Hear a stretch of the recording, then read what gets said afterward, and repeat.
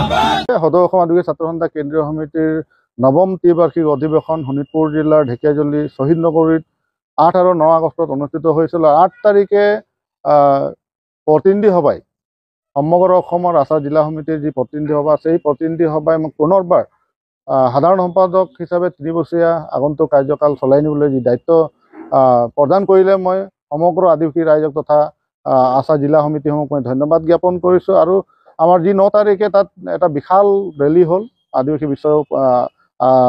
আদিবাসী দিৱস উপলক্ষে। আৰু মই আজি আহি মোৰ এই গৃহ জিলাত উপস্থিত হ'লোহি। আৰু ইয়াত মৰাণ আৰু খোৱাং আঞ্চলিকে মোক যি আদৰণি জনালে, যি শ্ৰদ্ধা জনালে, যি মৰম দিলে, আশীৰ্বাদ দিলে, মই তেওঁলোকক মই আদিবাসী ছাত্ৰ সন্থা পৰিয়ালটি হৈ তথা মোৰ নিজৰ ফালৰ পৰা তেখেতসকলক বহুত বহুত ধন্যবাদ আৰু শ্ৰদ্ধা জ্ঞাপন কৰিছোঁ। আৰু আমি এটা সংকল্প গ্ৰহণ কৰিছোঁ, যি আমাৰ নৱনিৰ্বাচিত ৰেজেণ্ট হৰৰ নেতৃত্বত গঠিত হ'ল 41জনীয়া সমিতি। আমি আগন্তুক যিবিলাক আমাৰ সমস্যাসমূহ আছে, জনজাতিকৰণকে ধৰি যি জাতিগত অশুদ্ধ জাতিগত প্ৰমাণপত্ৰ, ম্যাদী পট্টা, চাহশ্ৰমিক মজুৰি 500 একাউণ্টলৈ বৃদ্ধি কৰা, এনেকুৱা বিভিন্ন সমস্যা যি আমাৰ মাজত আছে, এই সমস্যাসমূহক লৈ আমি মাত মাতি যাম আগন্তুক দিনত।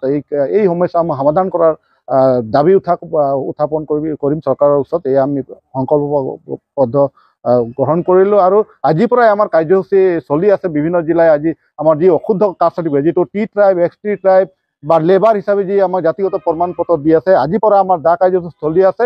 অহা 17 তাৰিখে BTR অঞ্চলত আমাৰ গণসমাৱেশ আৰম্ভ হ'ব। 17 তাৰিখে বৰঙাজুলি চাহ বাগিচাত অনুষ্ঠিত হ'ব। আৰু 19 তাৰিখে আমাৰ ওদালগুৰিৰ যি ITI খেলপথাৰ আছে, তাত বিশাল গণসমাৱেশ অনুষ্ঠিত হ'ব। চাহ শ্ৰমিকৰ মজুৰি 500 একাউণ্টলৈ বৃদ্ধি কৰা, জনজাতিকৰণ মৰ্যাদা প্ৰদান কৰা, শুদ্ধ জাতিগত প্ৰমাণ পত্ৰ ওৰাং মুণ্ডা কল ভিৰ কয়া হিচাপে জাতিগত প্ৰমাণ পত্ৰ প্ৰদান কৰাৰ দাবীত গণসমাৱেশ অনুষ্ঠিত হ'ব। হয়, চৰকাৰক আমি ক'ব বিচাৰোঁ যে তেওঁলোকে ইমান দিনে ভেকু ভাওনা কৰি আহিছে জনজাতিকৰণৰ ক্ষেত্ৰত। সিদিনা কৈছে যে মন্ত্ৰী গোটৰ প্ৰতিবেদন আজি তেওঁলোকে 2 বছৰে তেওঁলোকে কেন্দ্ৰলৈ প্ৰেৰণ কৰাই নাই। এতিয়া কৈছে অক্টোবৰত পঠাম। তেওঁলোকে মানে ভেকু ভাওনা কৰিলে। এতিয়া আকৌ BTR নিৰ্বাচন সমাগত তেওঁলোকে আকৌ জনজাতিকৰণৰ বিষয়টো তেওঁলোকে উত্থাপন কৰিছে। আমি ধিক্কাৰ জনাইছোঁ।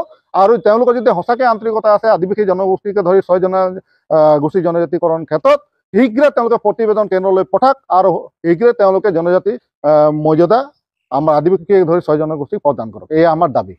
হয়, আমিতো নিশ্চিতভাৱে আমাৰ যদি জনজাতিকৰণ প্ৰদান নকৰে, চৰকাৰে আদিবাসীসকলক যদি জনজাতি প্ৰদান নকৰে, আমি 26ত ৰাজনৈতিকভাৱে আমি সংগ্ৰাম কৰিম। আৰু ৰাজনৈতিকভাৱে আমি নিজস্ব প্ৰাৰ্থী সদৌ অসম আদিবাসী ছাত্ৰ সন্থাৰ সহযোগত আমি নিজস্ব প্ৰাৰ্থী থিয় কৰাম।